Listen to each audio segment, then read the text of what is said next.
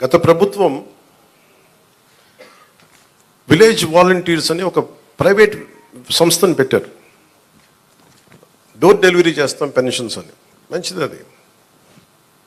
కానీ దాంట్లో ఒక కీలకమైనది ఏంటంటే ప్రతి పెన్షన్కి మా దృష్టిలో ఉన్నది, ప్రతి నియోజకవర్గంలో ఉన్నది కనీసం 100 తక్కువ కాకుండా 300 కనీసం దాంట్లో ఇచ్చినందుకు వాళ్ళు తీసుకునేవారు. దాన్ని లంచం అంటామా లేదంటే చిన్న నజరానా అంటాం, ఏదంటాం, దానికి ఏదైనా పేరు పెట్టుకోవచ్చు. అలా కాకుండా చంద్రబాబు గారి ఆది నాయకత్వంలో ఉన్న ఈ కూటమి ప్రభుత్వం, తెలుగుదేశం లీడ్ పార్ట్నర్గా ఉన్న ఈ కూటమి ప్రభుత్వం, జనసేన వెన్నుదన్నుగా నిలబడ్డ ఈ కూటమి ప్రభుత్వం, భారతీయ జనతా పార్టీ ఆశీస్సులు, కేంద్ర నాయకుల ఆశీస్సులతో నిలబడ్డ ఈ ప్రభుత్వం. నువ్వు చప్పలు కూడా నచ్చింది, నువ్వే చప్పలు, మోదీ గారి చప్పలు కొట్టాలి మనం ఆయన చేసిన కృషికి. నువ్వు అర్థం చేసుకున్నావు, ఒక్కటే మోగింది కానీ మొత్తం అందరూ మోగింది నీ వల్ల. అంటే ఇది వాలంటీర్స్ లేకపోతే పెన్షన్లు ఆగిపోతాయి, వాలంటీర్స్ లేకపోతే పెన్షన్లు ఆగిపోతాయి అని భయపెట్టేశారు అందరూ. మీరు చెప్పండి, ఎక్కడ ఆగినాయి? ఎక్కడ ఆగలేదు. అంటే ఆగకపోగా రెట్టింతలు వచ్చి మీకు ఇంటికి వచ్చింది. అంటే సెక్రటరీ అంటే నేను ఒకటే అడిగాను, మన పంచాయతీ రాజ్లో అంటే మనకి ఒక పిఠాపురంలోనే 620 సెక్రటేరియట్స్ కదా మనకు ఉందండి. జిల్లా మొత్తం మీద 620 సెక్రటేరియట్స్, 600 సచివాలయాలు, వీళ్ళందరూ ప్రభుత్వ ఉద్యోగులు. దాదాపు 6000 మంది పైచిలుక అధికారులు, మనం టోటల్గా ప్రభుత్వ ఉద్యోగుల్ని మీ ఇంటికి వచ్చి మీకు డబ్బులు ఇస్తా ఉన్నారు. వాలంటీర్స్ లేకపోతే ఎక్కడ ఆగినాయి చెప్పండి ఈ రోజున పెన్షన్స్? ఆగో. కానీ వాలంటీర్స్కి ఆల్టర్నేట్ ఎంప్లాయ్మెంట్ ఎలా ఇవ్వాలి అది మేము ఆలోచిస్తాం. అలాగే 620 సెక్రటేరియట్స్ మొత్తం మన కాకినాడ జిల్లా మొత్తం మీద, పిఠాపురంలో 120 సెక్రటేరియట్స్, ఒక్కొక్క సెక్రటేరియట్కి 10 మంది చొప్పున ఒక్కొక్క సెక్రటేరియట్కి. అలాగే ఒక పిఠాపురం దాదాపు 1000 మంది పైచిలుకు ప్రభుత్వ ఉద్యోగులు ఇంకా అదనంగా అవసరమైతే వాళ్ళతో కూర్చొని గతంలో 3 రోజులు 4 రోజులు ఇచ్చాడు. అలా కాకుండా ఈరోజు పొద్దున 6 గంటలకు మొదలు పెడితే ఈరోజు రాత్రికి దాదాపు 100% అయిపోవాలి. ఒకవేళ 1-2 ఎవరైనా లేక ఇళ్లలో లేకపోయినా, ఇంకో పరిస్థితుల్లో ఉండకపోయినా రేపు అయిపోద్ది. మ్యాక్సిమం రేపు మధ్యాహ్నంలోపు అయిపోవాలి. ఇది టార్గెట్ పెట్టుకున్నాం, దాని దిశగా వెళ్తున్నాం. అందుకని పొద్దున్న 6 గంటలకి ఈరోజు ప్రారంభం అయిపోయింది. దాదాపు నేను వచ్చే టైంకి 25% అయిపోయింది ఇక్కడ.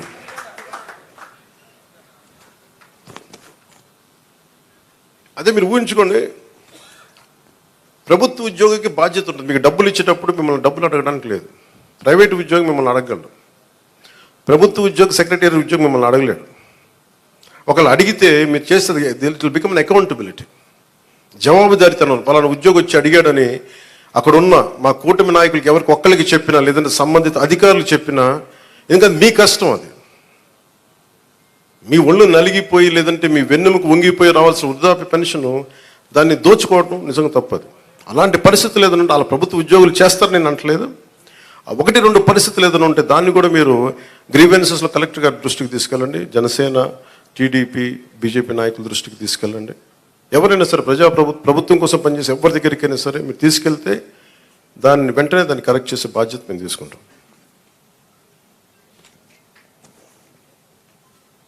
ప్రతి ఎంప్లాయీ దగ్గర ఈరోజు పొద్దున్న నుంచి కనీసం ₹1,00,000 ఉంటుంది. ఒక కాకినాడ జిల్లాలోనే 6,000 మంది దగ్గర ₹1,00,000 ఉంటుంది. ₹1,00,000 క్యాష్ డిస్ట్రిబ్యూట్ చేస్తారు. ఇది అకౌంటబిలిటీ. ఎవరి చేతుల్లోంచి వెళ్ళదు, ఒక ₹100 వెళ్ళదు లేదు.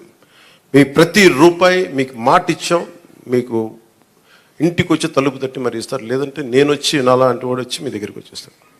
ఒక ఎమ్మెల్యే కానీ చెప్తాను, ఎవరు లేనప్పుడు. అసలు మన చంద్రబాబు గారు కూడా ఒక మాట ఏం మాట్లాడుకున్నామంటే, అసలు అధికారుల వ్యవస్థని నిర్వీర్యం చేసేసారు ఈ ప్రభుత్వం. ప్రభుత్వ ఉద్యోగుల్ని, వ్యవస్థల్ని నిర్వీర్యం చేసేసింది. మేము వ్యవస్థల్ని మళ్ళీ బలోపేతం చేయాలనుకుంటున్నాం. ఆ వ్యవస్థల్ని బలోపేతం చేసే భాగంలోనే వారికి బాధ్యత ఇచ్చాం.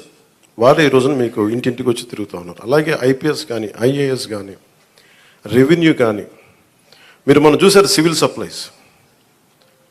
సప్లైస్ మన జనసేన పార్టీ నుంచి వచ్చిన మనకి మంత్రి శ్రీ నాదెండ్ల మనోహర్ గారు ఎన్ని వేల టన్నులు పట్టుకున్నారో మీకు తెలుసు. ప్రభుత్వానికి చెందాల్సిన అది మన ప్రజలకు చెందాల్సిన రైస్ అది. మేము మాట్లాడుతున్నప్పుడు అందరూ ఆ రోజు ఎంతమంది నమ్మారు ఖచ్చితంగా. కానీ ఈరోజు మేము వాస్తవంగా చూపిస్తున్నాం. మీరు మా మీద పెట్టుకున్న నమ్మకాన్ని మేము చూపిస్తున్నాం. గోడౌన్లో ఎంత రైస్ ఉందో చూడండి. ఎవరి డబ్బు అది? ఇప్పుడు మీరు అడుగుతూ ఉన్నారు మీరు గోవిందరావు గారు, మన డబ్బు అది. మీకు అర్థమవుతుందా? మీరు ఎవరి వ్యక్తులు నాకు అనవసరం. నాకు అది మీకు డబ్బు సంపద పెరిగితే మనం డబ్బులు ఇవ్వగలం. సంపద లేకుండా కూర్చోబెట్టి ఇండివిజువల్స్ రిచ్ అయిపోతున్నారు. ఇక్కడ వ్యవస్థల్ని చంపేస్తున్నారు, వ్యక్తులు పెరుగుతూ ఉన్నారు. వ్యవస్థలు పెరిగి డబ్బు ఉంటే తప్ప మీరన్నగా 40 కాదు 1,00,000 మందిలో డబ్బు ఇవ్వగలం. మేము దానికోసం పనిచేస్తున్నాం.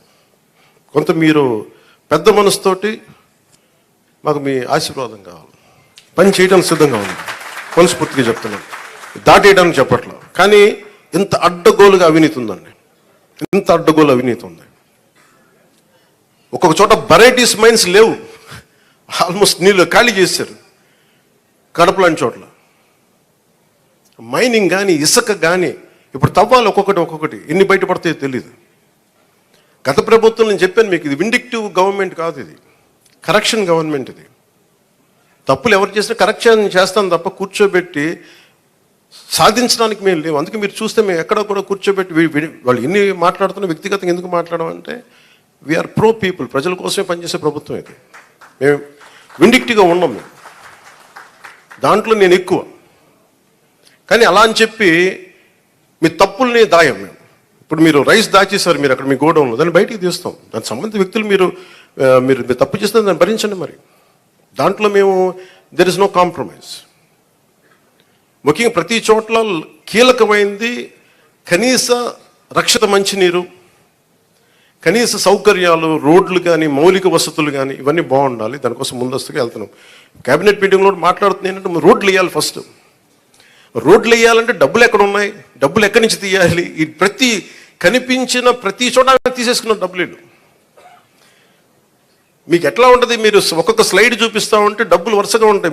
మీరు చూడండి, నా జీవితంలో నేను ఇప్పుడు దాకా నేను ఇన్ని 100 కోట్లు సంపాదించాను. లాస్ట్ నేను 10 years నేను కూర్చోబెడితే లాస్ట్ నేను సినిమాలు వచ్చినప్పటి నుంచి సినిమాల్లో నేను సంపాదించింది దాదాపు 100 పైన కోట్ల ట్యాక్స్ కట్టుంటాను. అలాంటి నేను నా ఆడిటర్ ఏదైనా చెప్తే నేను ఆ లెక్కలు చూపించేవాడు. నాకు ఈ లెక్కలు ఇట్లా ఉంటాయి, ఇవి ఉంటాయి, మీకు ఏమంటారు, ఈ హెడ్ కింద ఇంత ఖర్చు అయింది, దీనికి ఇంత ట్యాక్స్ కట్టింది అంటే నా తలపోటు వచ్చేసేది. ట్యాక్స్ ఎంత కట్టాలో చెప్పండి అనేవాడు. నేను నా జీవితం మొత్తం మీద పంచాయతీరాజ్ శాఖ అకౌంట్ల మీద కూర్చుంది నా పర్సనల్ అకౌంట్. 20 సంవత్సరాల నుంచి పైన నుంచి పనిచేస్తా ఉన్నాను. నా అకౌంట్స్ ఇప్పుడు దాకా నా ఇన్ని లెక్క నా ఆడిట్తో కూర్చున్నదే నా అకౌంట్లో చూసుకుంది గంటన్నర ఉంటుంది, 2 గంటలు ఉంటాయి మ్యాక్సిమం. ఏది నేను చెప్పి లాస్ట్ 20 years నుంచి నేను అడిగి ఒకటే ప్రశ్న, ఎంత ట్యాక్స్ కట్టాలి, కట్టేయండి, ఇచ్చేయండి. కానీ ప్రజల డబ్బుకి వచ్చేటప్పటికి నేను మొత్తం కూర్చున్నాను.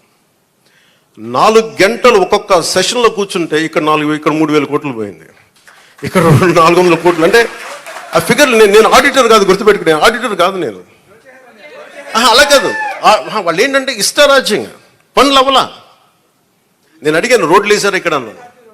రోడ్లు వేసారా, మనం కరెక్ట్ చేసుకోవాలి. మన స్టేట్మెంట్ స్లోగన్ కంటే కూడా తప్పులు ఎక్కడ జరిగినాయి, తప్పులు భవిష్యత్తులో ఎలా జరగకూడదు, మనం ఎలా చేయకుండా ఉండాలి. దీని మీద పెట్టండి.